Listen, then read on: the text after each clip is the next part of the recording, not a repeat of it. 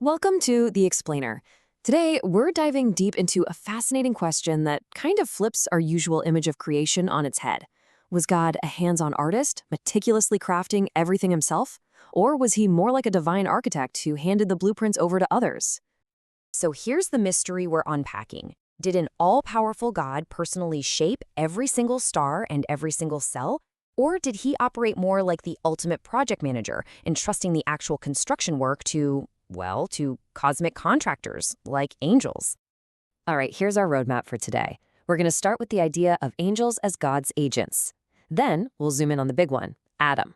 From there, we'll get into the weeds on free will, why this whole debate even matters, who the ultimate creator really is, and we'll finish up with a really cool concept, the breath of life. Okay, first up, God's agents, the angels. To even get this conversation started, we have to look at how God seems to operate, his MO, according to the source material we're exploring. So the thinking goes like this. Look, no one's debating that God is all-powerful. He could absolutely do everything himself. But there's this really clear pattern where he often delegates, commanding angels to carry out his will. So that opens up a pretty interesting possibility, right? What if God was the architect who designed the perfect blueprint, and the angels were the master builders who actually constructed the physical universe based on that plan? But here's where it gets complicated. I mean, if angels could build entire galaxies and ecosystems, why not a person? Well, that brings us to the real heart of the puzzle, because creating a human being was a totally different ballgame. According to the text we're looking at, the hard part wasn't the physical stuff, molding a body out of dust. No, the monumental, unprecedented challenge was creating a soul, what's called the Han here, that had real, genuine, unbiased free will. And that changes everything. So if that's the challenge, how could it have happened? Well, our source lays out 3 different ways this could have all gone down. Okay, option 1 is what you might call direct creation. God did it all, soup to nuts, body, soul, everything. Option 2 is a hybrid model. God personally created Adam's soul, the tricky part, but let the angels handle the physical body and the rest of the world. And then there's option 3, the most out there idea, delegated creation, where God gave the angels the complete blueprint and told them to build it all, including Adam's soul and his free will. Now, here's a really critical distinction the author makes. For angels, who are spiritual beings, their free will is located in their spirit. But for Adam, who is described as a soulish being, his free will is in his soul. This difference is apparently the key to this whole argument. So, who cares, right? Why are we even talking about this? Well, because depending on how you answer this, the stakes suddenly become cosmic. This source puts forward this really bold idea. Adam wasn't just the first guy, he was the ultimate test subject. His entire purpose was to be a living experiment to prove, for all of creation to see, whether God's laws were actually true and just.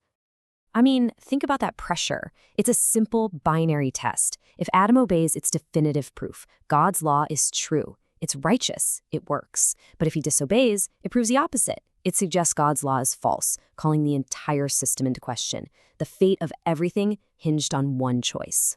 And that leads to a really logical conclusion. For a test with stakes that high to be considered fair or valid in any way, the testing instrument itself, Adam's soul, his free will, had to be perfect, absolutely flawless. A completely impartial tool for making a choice, with no pre-existing bugs or biases. Okay, so with all this talk about delegation and blueprints, it begs the question, who's actually the creator here? Who gets the credit? The source gives a very clear answer to reconcile all this. The author points us straight to Scripture, highlighting that all things were made through the Son. And that word through is so important. It suggests he is the primary agent, the channel through which all creative power flows. And it's not a one-off idea. Another passage drives the point home even harder, saying that everything in heaven and on earth, visible and invisible, yep, even the angels themselves, was created through him and for him. He's the origin point and the final destination. So the conclusion is pretty clear. In the end, it doesn't really matter if the work was direct or delegated. Whether God was the hands-on builder or the divine architect, all of creation flows from the Son, is held together by the Son, and ultimately exists for the Son. He's the source, period. And that brings us to the last, and maybe the most fascinating piece of this puzzle. If you have angels and you have animals, what is it that makes humans so unique? the author points to one very specific divine ingredient. And that ingredient is the Hai Neshama. It's a Hebrew term that literally translates to the breath of life. But now, we're not talking about simple oxygen here. The text presents this as a special, divine element that God himself breathed into Adam, and it's what transformed him into a Hai Nefesh, a living soul. And here's where it all connects. The text points out that both humans and animals have a body and a soul, or nefesh. But the absolute key difference is the Haye Neshama. Adam got it, the animals didn't. And the author argues this breath of life is the very thing that gives us free will and the capacity to understand and follow God's law. It's the X factor. So what on earth is this breath of life? Well, the source gives us 4 potential interpretations. Maybe it's the very essence of free will, or maybe it's the human spirit, the ruach. It could be what we call our conscience, our moral compass. Or, and this is the most profound idea, maybe it's a literal piece of the Spirit of God himself. And that brings us right back to the beginning.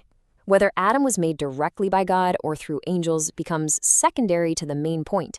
For that cosmic test of God's law to be valid, Adam's free will had to be a perfect, flawless instrument capable of making a pure choice with universe-altering consequences.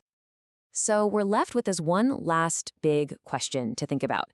If this breath of life really is the divine spark inside us that gives us the unique ability to make moral choices, what does that mean for the weight and responsibility of the choices we make every single day? Thanks for digging into this with us on The Explainer.